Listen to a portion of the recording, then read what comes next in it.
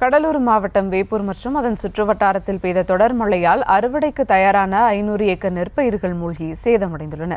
கூடுதல் விவரங்களோடு இணைகிறார் செய்தியாளர் ராமச்சந்திரன். வணக்கம் ராமச்சந்திரன், விவரங்கள்.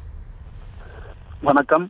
அதாவது கடலூர் மாவட்டம் வேப்பூர் அடுத்துள்ள புதூர், நரையூர், பனையாந்தூர், சிறுப்பாக்கம் உள்ளிட்ட சுமார் 50க்கும் மேற்பட்ட கிராமங்களில் கோ 45 ரக நெற்பயிர்கள் விவசாயிகள் அண்மையில் சாகுபடி செய்துள்ளனர். இந்த நிலையில் கடந்த 3 தினங்களாக பெய்த தொடர் மழையால் அறுவடைக்கு தயாரான சுமார் 500 ஏக்கர் பரப்பளவு கொண்ட நெற்பயிர்கள் சேதமடைந்து வயலிலேயே முளைத்து வீணாகும் அந்த அவல நிலை தான் தற்போது ஏற்பட்டிருக்கிறது. குறிப்பாக தாழ்வான பகுதிகளில் உள்ள இடங்களில் தண்ணீர் வெளியே வர முடியாமல் முறையான கால்வாய் வசதி இல்லாததாலும் இது போன்ற பாதிப்புகள் ஏற்பட்டுள்ளது. இது குறித்து வேளாண் துறை அதிகாரிகளும் தொடர்பு கொண்டு விளக்கம் கேட்டபோது பாதிக்கப்பட்ட விவசாயிகளின் எண்ணிக்கையை தற்போது கணக்கெடுக்கப்பட்டு வருவதாகவும் கூறியுள்ளனர். விவசாயிகள் கூறுகையில் ஏக்கர் ஒன்றிற்கு 20,000 ரூபாய் வரை செலவு செய்து விட்டதாகவும் தற்போது அறுவடை செய்ய முடியாமல் தவித்து வருவதாகவும் பாதிக்கப்பட்ட இடங்களை பார்வையிட்டு உரிய இழப்பீடு வழங்க வேண்டும் எனவும் கோரிக்கை எழுந்திருக்கிறது.